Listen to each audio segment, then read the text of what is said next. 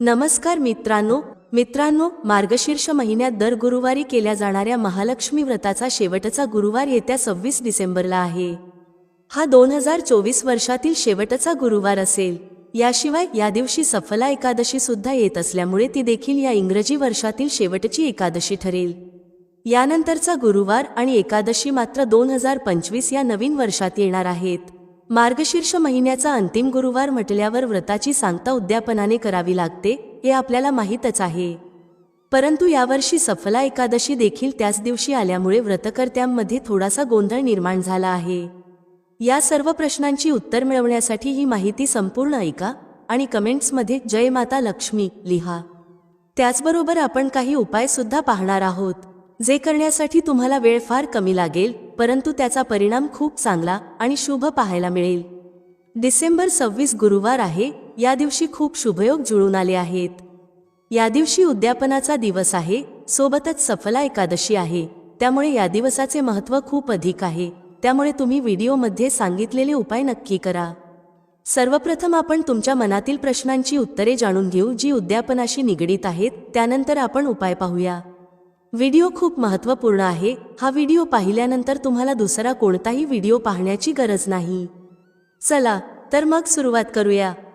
मित्रांनो, 5 डिसेंबर 2024 पासून सुरू झालेले महालक्ष्मी व्रत आता 26 डिसेंबर 2024 रोजी समाप्त होत आहे। या दिवशी व्रताची सांगता उद्यापनाने करावी लागते। मात्र महिलांसाठी काही अडचणी येऊ शकतात, जसे की मासिक धर्म अथवा सोयर सूतक। अशा परिस्थितीत त्या फक्त उपवास करतात, पूजा करता येत नाही। सोयर सूतकाच्या संदर्भात काही ठिकाणी 10 दिवसांचे सूतक धरले जाते, तर काही ठिकाणी 13 दिवसांचे। त्यामुळे 2 गुरुवार निश्चितच त्यात जातात। अशा परिस्थितीत काही पुरुष, महिला किंवा मुलींचे गुरुवार व्रत अपूर्ण राहिलेले असू शकते। डिसेंबर महिना म्हटल्यावर नवीन वर्षाचे स्वागत किंवा ख्रिसमसच्या सुट्ट्यांमुळे बरेच लोक प्रवासात असतात। त्यामुळे शेवटचा गुरुवार काहींना उपवासासाठी राखता येतो, पण पूजा मात्र होत नाही। ज्या लोकांनी अपूर्ण व्रत केले असेल त्यांना पौष महिन्यात जास्तीचे गुरुवार करावे लागतात। अशा प्रकारे 4 गुरुवार उपवास आणि पूजा पूर्ण केल्यावरच उद्यापन करणे शक्य होते। जे लोक सलग 5, 12, 19 आणि आता डिसेंबर 26 असे 4 गुरुवार पाळले आहेत, त्यांनी या शेवटच्या गुरुवारी उद्यापन करावे। हिंदू धर्मामध्ये विविध व्रत, सण आणि परंपरा पाळल्या जातात। या संदर्भात तज्ज्ञ मंडळींचे मत महत्त्वाचे असते। मार्गशीर्ष गुरुवार आणि सफला एकादशी या दोन्ही व्रतांचा एकमेकांशी काहीच संबंध नाही। एकादशीचे व्रत भगवान विष्णूंना समर्पित आहे, तर मार्गशीर्ष गुरुवार विष्णुपत्नी महालक्ष्मीला। ज्यांचा एकादशीचा उपवास नाही त्यांनी मार्गशीर्ष गुरुवार पूर्ण करून उद्यापन करावे। देवीला नैवेद्य दाखवणे, हळदी कुंकवाचा कार्यक्रम आयोजित करणे शक्य आहे। ज्यांचा एकादशीचा उपवास आहे त्यांनी त्या दिवशी उपवास धरावा आणि रात्री पंचामृत घेऊन पुढील उपवास चालू ठेवावा। शुक्रवारी सूर्योदयानंतर उपवास सोडणे योग्य ठरेल। काही जणांचा गैरसमज असतो की उपवासाच्या दिवशी देवीला उपवासाचे पदार्थ नैवेद्य दाखवायला हवेत, पण उपवास हा आपल्यासाठी असतो, देवासाठी नव्हे। त्यामुळे देवीला अन्नपदार्थांचा नैवेद्य दाखवणे अगदी योग्य आहे। आता उद्यापनासाठी बोलावलेल्या सवाष्ण बायकांबद्दलही गैरसमज होतो। काही जणींना उपवास असतो, तर काही जणी मांसाहार करतात। यामुळे त्यांना बोलवायचे की नाही असा प्रश्न पडतो, पण याबाबतीत जास्त विचार करण्याची गरज नाही। महत्त्वाचे आहे की व्रत पवित्र मनाने पूर्ण करावे आणि देवीची कृपा प्राप्त करावी। मग पहा, ज्या मुलींना किंवा महिलांना तुम्ही तुमच्या घरी महालक्ष्मीचं रूप म्हणून बोलावणार आहात, त्या भलेही 5 महिला किंवा 5 मुली असतील किंवा त्यापेक्षा अधिक किंवा कमी जरी असतील, तरीही त्यांना उपवास धर किंवा माझ्या घरी उद्यापन आहे म्हणून तूही उपवास धर असं सांगण्याची काहीच गरज नाही। उद्यापनासाठी तुम्ही विवाहित महिला बोलावल्या पाहिजेत असाही काही कठोर नियम नाही। भलेही तुम्ही विवाहित असाल तरी महालक्ष्मीचं स्वरूप मानून एखाद्या मुलीलाही बोलावू शकता। 7 कन्या, 5 कन्या किंवा मिश्र स्वरूपात काही विवाहित महिला आणि काही मुली अशा प्रकारे बोलावल्यात तरी चालेल। यामध्ये तुम्ही 5, 7 किंवा कितीही महिला किंवा मुली बोलावून तुमचं उद्यापन करू शकता। कुमारी मुलींनी व्रत केलं असेल तरी त्यांनी उद्यापनासाठी विवाहित महिलांना किंवा मिश्र गटाला बोलावून उद्यापन पूर्ण केलं तरी काही हरकत नाही। आता ज्यांचा एकादशीचा उपवास आहे आणि त्यांनीही उद्यापन करायचं ठरवलं आहे, त्यांच्यासाठी प्रश्न उभा राहतो की देवीला नैवेद्य काय दाखवायचं। बऱ्याचदा आपण देवीला दाखवलेला नैवेद्य प्रसाद म्हणून ग्रहण करतो आणि त्याने उपवास संपवतो. पण जर एकादशीचा उपवास शुक्रवारी सकाळी सोडायचा असेल तर देवीसमोर ठेवलेलं नैवेद्याचं ताट काय करायचं? भलेही तुमचा उपवास असो तरीही देवीला अन्नपदार्थांचा नैवेद्य दाखवावा.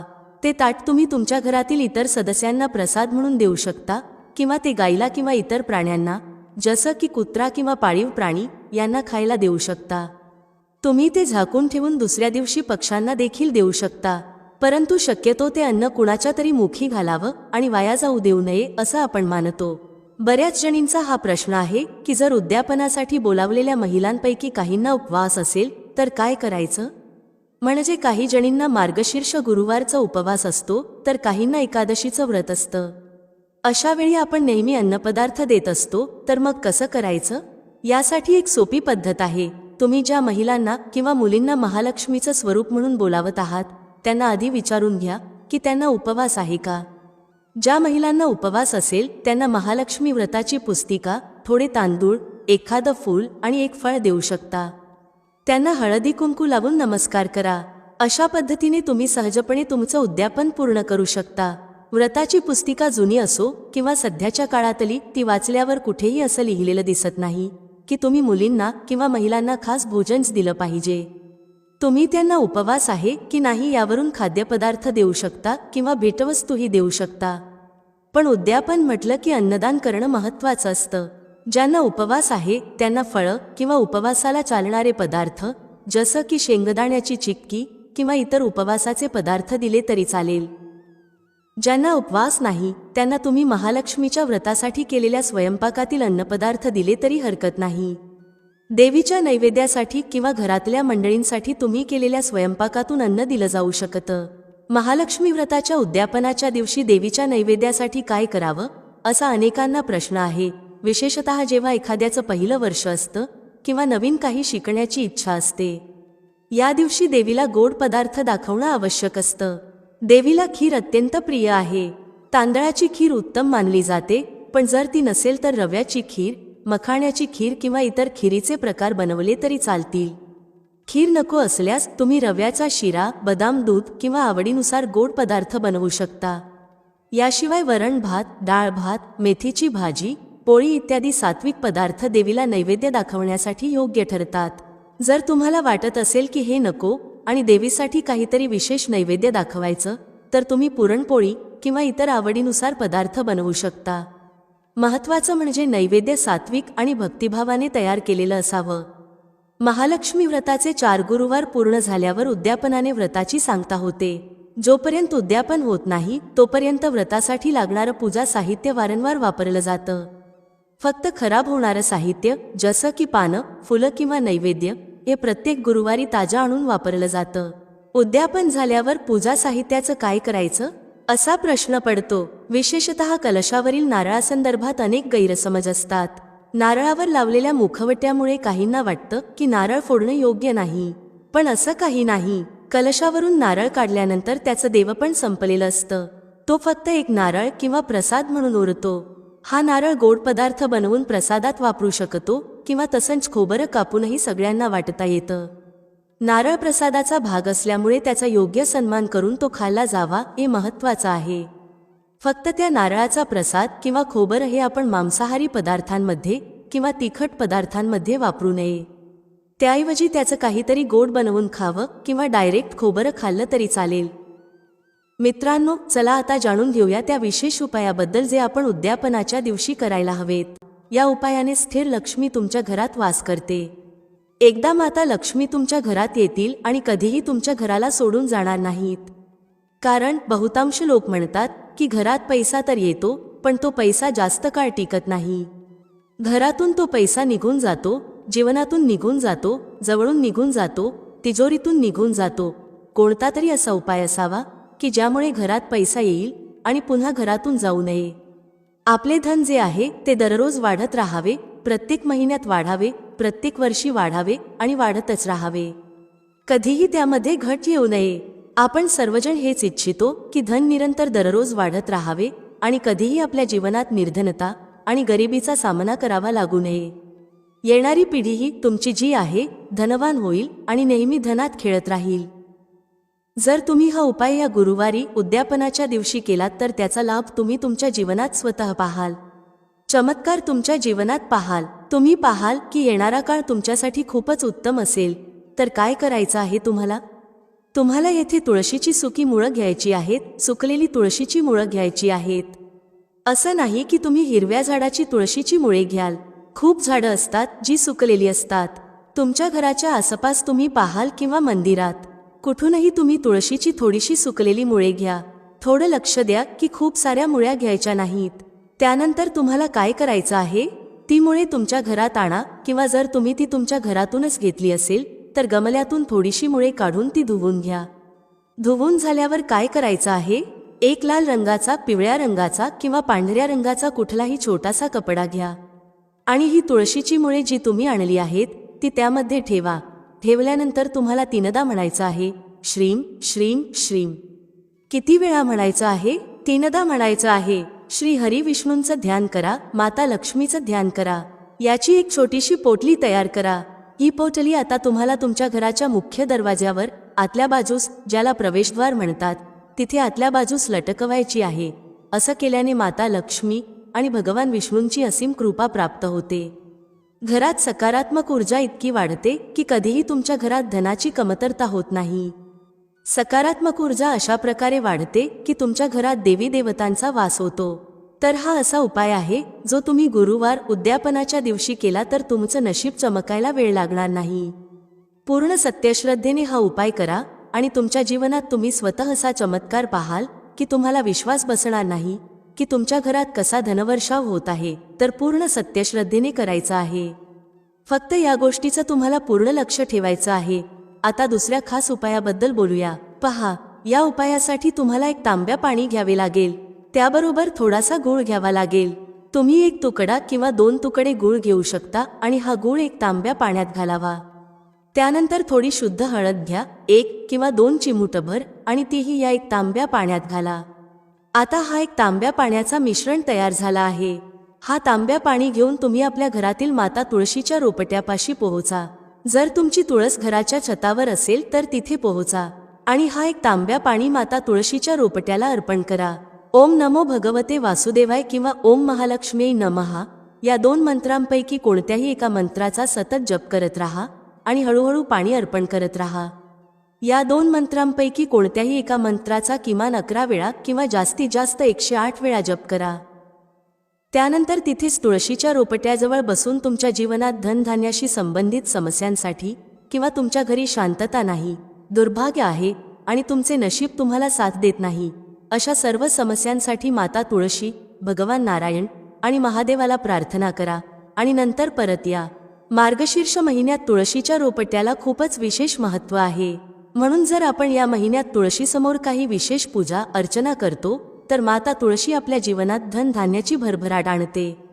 हळद अर्पण केल्याने माता तुळशी लवकर प्रसन्न होतात. त्यामुळे हळदीला 1 तांब्या पाण्यात नक्कीच मिसळा. तर चला पुढच्या उपायाकडे वळूया. पहा, जर तुमच्या जीवनात आर्थिक संकट खूप जास्त आहेत, धनाची समस्या सतत आहे आणि 1 रुपया मिळवण्यासाठी तुम्हाला खूप मेहनत करावी लागत आहे, तर आज रात्री झोपण्यापूर्वी हा चमत्कारी दिव्याचा उपाय नक्की करा. जर तुमचा व्यापार, व्यवसाय किंवा दुकान व्यवस्थित चालत नसेल तर आज रात्री हा विशेष दिव्याचा उपाय नक्की करा. पहा मित्रांनो, दिवा आपल्या घरातील सर्व नकारात्मक शक्तींना दूर करतो. हा उपाय तुम्हाला वर्षात फक्त एकदाच करण्याची संधी मिळते आणि ती केवळ पंचमी तिथीला. या उपायासाठी तुम्हाला तुळशीचे जे सुके लाकूड असते ते घ्यावे लागेल. जर तुमच्याकडे जुने तुळशीचे लाकूड असेल तर तुम्ही त्याचा वापर करू शकता आणि जर तुमच्या घरातील तुळशीचे लाकूड सुके असेल तर तुम्ही त्याचा देखील वापर करू शकता. पण हे लक्षात ठेवा की सूर्यास्तापूर्वी ही तुळशीचे लाकूड तोडून घ्या. या उपायासाठी सर्वात पहिले तुम्हाला मातीचा दिवा घ्यावा लागेल. तुम्हाला हवे असल्यास पिठाचा दिवा देखील घेऊ शकता, कारण पिठाचा दिवा सर्व दिव्यांमध्ये सर्वोत्तम मानला जातो. या दिव्यात तुम्हाला शुद्ध तुपाचा वापर करायचा आहे आणि तुळशीच्या लाकडाला या दिव्यात ठेवायचे आहे. पण त्यापूर्वी या तुळशीच्या लाकडावर 4ही बाजूंनी चांगले तूप लावून घ्या. जर तुम्ही तुळशीच्या लाकडाचा वापर करता आणि ते लवकर जळते तर त्यासाठी तुम्हाला एक काम करावे लागेल. तुम्हाला कापूस घ्यावे लागेल आणि ते तुळशीच्या लाकडावर 4ही बाजूंनी व्यवस्थित गुंडाळावे लागेल. तुळशीच्या लाकडावर रुई गुंडाळल्यानंतर त्याला शुद्ध तुपात पूर्णपणे बुडवून घ्या. आता ते वातीच्या रूपात वापरायला घ्या. तर आता मित्रांनो, हा दिवा तुम्हाला प्रज्वलित कुठे करायचा आहे? हा दिवा तुम्हाला भगवान विष्णूंसमोर प्रज्वलित करावा लागेल, किंवा भगवान श्रीराम यांच्यासमोर, किंवा भगवान श्रीकृष्ण यांच्यासमोर. म्हणजेच भगवान विष्णूंच्या कोणत्याही अवतारासमोर तुम्ही हा दिवा प्रज्वलित करू शकता, किंवा तुम्ही हा दिवा माता तुळसी समोर देखील प्रज्वलित करू शकता. जो व्यक्ती तुळशीच्या दांड्याने असे दीपदान करतो त्याच्या जीवनात कधीही धनाची समस्या राहत नाही. म्हणूनच तुम्हाला ही संपूर्ण वर्षात एकदाच संधी मिळते. मार्गशीर्ष महिन्यात हा उपाय करून बघा, तुमच्या सर्व इच्छा नक्कीच पूर्ण होतील. हा उपाय रात्री झोपण्यापूर्वी करायचा आहे. तुम्ही संपूर्ण रात्र ऊर्जा अनुभवाल. सफला एकादशीचा दिवस श्री हरी विष्णूला समर्पित असतो, म्हणून आजच्या व्हिडिओत आम्ही तुम्हाला असा उपाय सांगणार आहोत ज्यामुळे तुमची मनोकामना पूर्ण होईल, धनसंपत्ती तुमच्या घरात वाढेल आणि माता लक्ष्मीची कृपा बरसत राहील. चला पहिल्या उपायाविषयी बोलूया, जो तुम्हाला सफला एकादशीच्या दिवशी नक्की करायला हवा. हा उपाय केल्याने तुमच्या घरातील जितकीही नकारात्मक ऊर्जा आहे, जी काहीही वाईट शक्ती आणि नजर दोष आहेत, ते सर्व काही दूर होतात. तर जो उपाय आता तुम्हाला सांगणार आहोत, हा उपाय गंगाजलाशी संबंधित आहे. आता पहा, तुम्हाला काय करायचे आहे. तुम्हाला सर्वप्रथम सफला एकादशीच्या दिवशी सकाळी स्नान आदी केल्यानंतर गंगाजल सर्वत्र शिंपडायचे आहे. सर्वप्रथम गंगाजल शिंपडा. त्यानंतर जेव्हा तुम्ही स्नान करता तेव्हा त्या पाण्यात एक चिमूटभर हळद टाका. हळद टाकून स्नान करा. पहा, जर तुम्ही एक चिमूटभर हळद या दिवशी टाकून स्नान केलात तर समजा की रातोरात तुमचे नशीब चमकू लागेल आणि तुमच्या घरात जितकीही नकारात्मक ऊर्जा आणि नकारात्मक शक्ती आहेत त्या गंगाजल शिंपडल्यामुळे दूर होतात. तर सफला एकादशीचा दिवस खूपच शुभ आणि उत्तम असतो आणि या दिवशी हा उपाय केल्याने तुम्हाला तुमच्या नशिबाची साथ मिळू लागेल आणि तुमच्या जीवनातील दुःख आणि कष्ट लवकरच दूर होतील. कारण हळद ही आपल्या गुरुग्रहाला देखील मजबूत करते, तसेच श्री हरी विष्णूही यामुळे खूप लवकर प्रसन्न होतात. तर पहिल्या उपायाची गोष्ट झाली, जो आपल्या घरातील नकारात्मक ऊर्जा, नकारात्मक शक्ती आणि वाईट शक्तींना दूर करेल. तसेच जर नजर दोष घराला किंवा कोणत्या व्यक्तीला लागली असेल तर ती देखील दूर होईल. आणि जेव्हा आपण हा उपाय करता तेव्हा धन संपत्ती आपल्या घरात वाढत जाते आणि आपल्या भाग्याची देखील पूर्ण साथ मिळते. आता आपण आपल्या दुसऱ्या उपायाविषयी बोलूया. तुळशीच्या रोपट्यात कोणती ती गोष्ट आपल्याला ठेवायची आहे ज्यामुळे आपल्या घरात धनाची वर्षा होईल आणि अष्टलक्ष्मीचे आपल्या घरात वास होईल. पहा, जिथे श्री हरी विष्णू असतात तिथेच असतात धनाची देवी माता लक्ष्मी, कारण श्री हरी विष्णूशिवाय माता लक्ष्मी कुठेही जात नाहीत.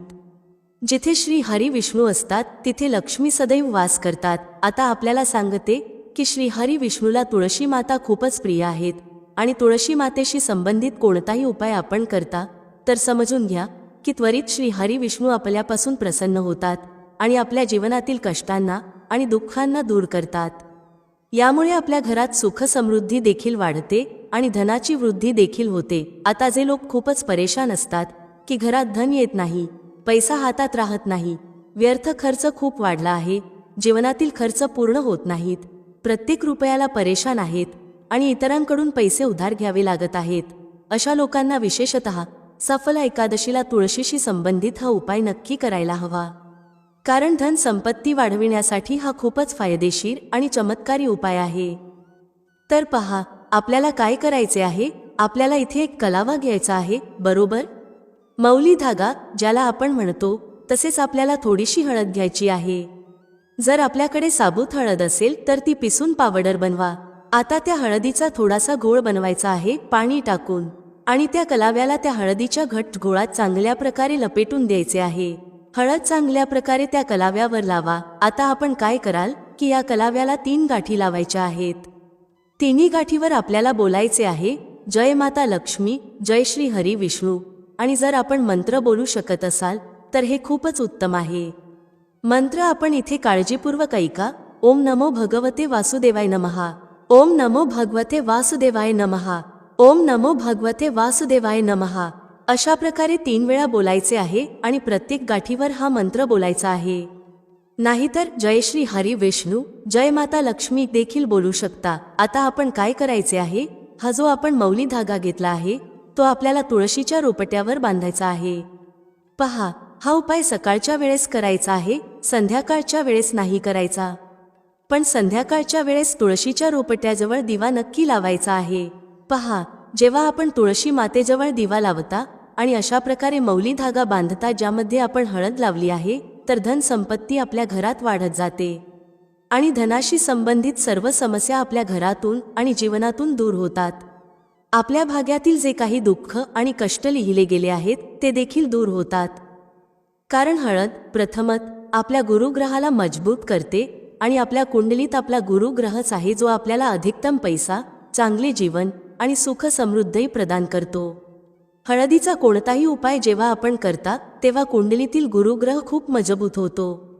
तर पहा, जेव्हा आपण हा उपाय कराल आणि हळदीच्या कलाव्याला तुळशी मातेच्या रोपट्यावर बांधून माता तुळशीला प्रार्थना कराल आणि श्री हरी विष्णूचे ध्यान कराल, तर विश्वास ठेवा आपल्या जीवनातील कष्ट दूर करण्यासाठी श्री हरी विष्णू आणि माता लक्ष्मी नक्की येतील आणि आपल्या घरात धनाचे भंडार भरतील.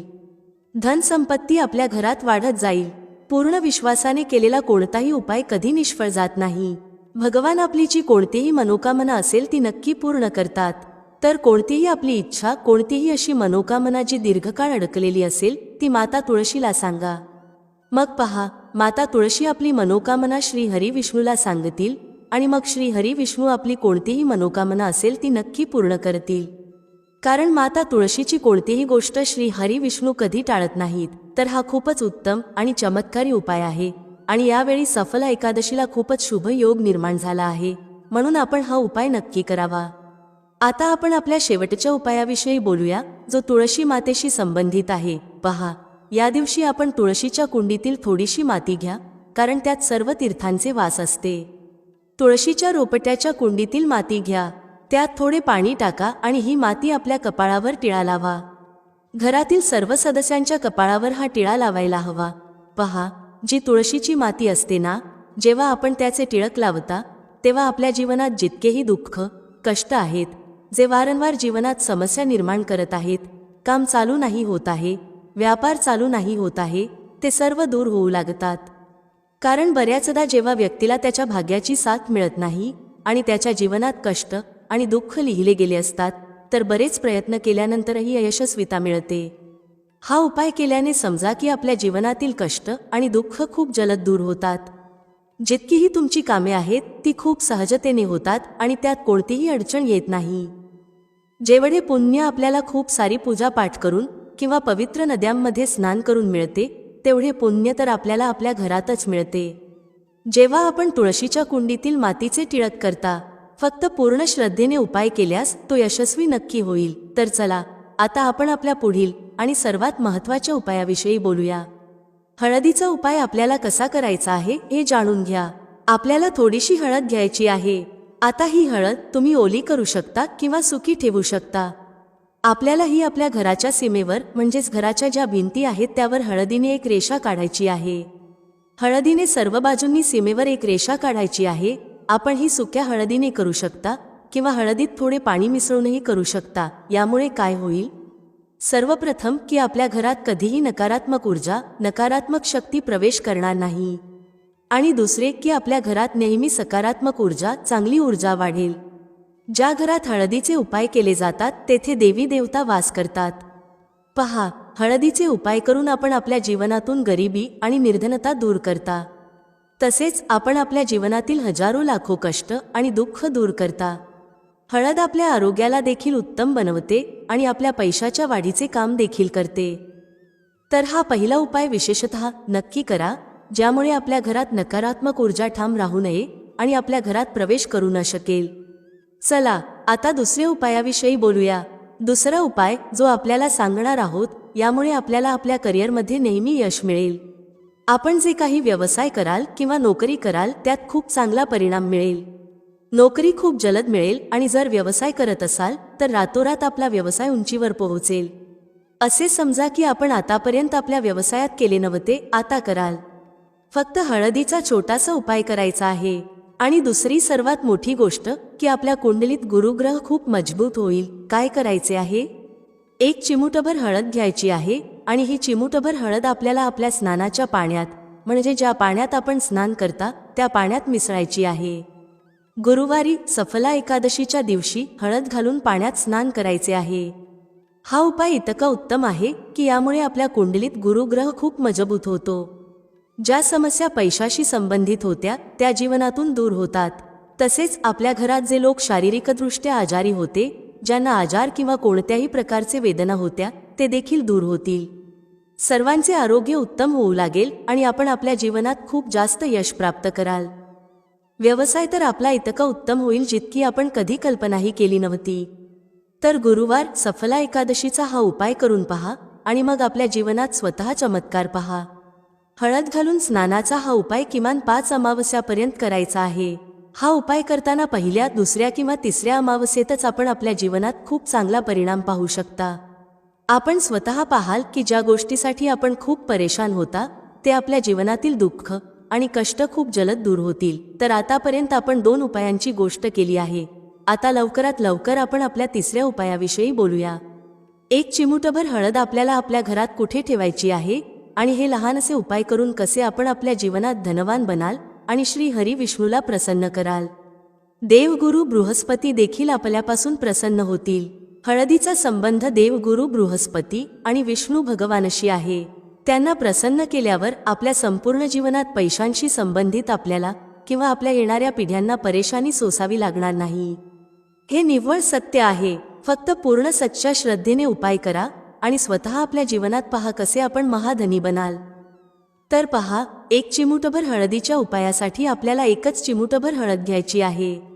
हळदीची पावडर घ्या आणि त्यात थोडे शुद्ध पाणी मिळवा. आता हळदीचे पाणी तयार झाले आहे. आता आपल्याला काय करायचे आहे, आपल्या संपूर्ण घरात हे शिंपडायचे आहे. घरातील जितके कोपरे आहेत सर्व ठिकाणी हळदीचे पाणी शिंपडायचे आहे. शौचालय आणि बाथरूम सोडून इतर सर्व जागांवर, मुख्य दारावर, पूजाघरात आणि जिथे आपण पूजा करता तिथे हळदीचे पाणी शिंपडायचे आहे. त्यानंतर श्री हरी विष्णूचे ध्यान करा. हा उपाय केल्यामुळे सर्वप्रथम तर आपल्या घरात अडकलेले पैसे, अडकलेले धन येईल. दुसरी गोष्ट, जर आपण कुणाकडून कर्ज घेतले असेल आणि खूप प्रयत्न केल्यावरही ते फेडता येत नसेल तर श्री हरी विष्णूकडे प्रार्थना करा. हळदीचे पाणी शिंपडताना म्हणा, हे श्री हरी विष्णू, माझी गरिबी आणि निर्धनता दूर करा आणि आपली कृपा माझ्यावर बनवून ठेवा. एवढे म्हणा आणि मग पहा, आपण एक व्यक्तीचे पैसे फेडून टाकाल आणि आपल्याकडे इतके धन येऊ लागेल की ते सांभाळण्यासाठी आपल्याला विचार करावा लागेल. दुसरी गोष्ट, आपल्या घरात कधीही नकारात्मक ऊर्जा थांबणार नाही. जिथे हळद असते तिथे कोणत्याही नकारात्मक गोष्टी टिकत नाहीत. आणि सर्वात मोठी गोष्ट, आपल्या घरात आजार राहणार नाहीत आणि आपल्याला आरोग्याशी संबंधित समस्यांपासून मुक्ती मिळेल. हळद ही साधारण गोष्ट नाही जी आपल्या स्वयंपाकघरात ठेवलेली आहे. ही थेट श्री हरी विष्णूशी जोडलेली आहे. जेव्हा श्री हरी विष्णूची पूजा होते, आपण पाहिले असेल की हळद नेहमी घेतली जाते. कोणतेही विवाह असो, शुभ काम असो, आपण त्यात हळदीचा वापर करतो. कारण हळद 4ही दिशांनी सुख आणि सौभाग्याला खेचते. हे आपल्या धन, सुख, समृद्धीला वाढवण्याचे काम करते आणि आपल्या कुंडलीत गुरुला मजबूत करते. आपल्या ग्रहांचा थेट प्रभाव आपल्या जीवनावर पडतो आणि जर कुंडलीत गुरु मजबूत असेल तर व्यक्ती कधीही पैशांवरून परेशान होत नाही. हे हळदीचे महत्त्व आणि चमत्कार आहे. हा उपाय नक्की करा आणि रात्रीच्या रात्री आपल्या जीवनात चमत्कार पहा. जर अजूनही तुम्ही कॉमेंटमध्ये जय माता लक्ष्मी टाईप केले नसेल तर आत्ताच टाईप करा. भेटूया पुढील व्हिडिओमध्ये एका नवीन चर्चेसह. तुम्हा सर्वांचे मनःपूर्वक आभार. श्री स्वामी समर्थ. जय श्री राम, जय श्री हनुमान, जय श्री कृष्ण, जय माता लक्ष्मी.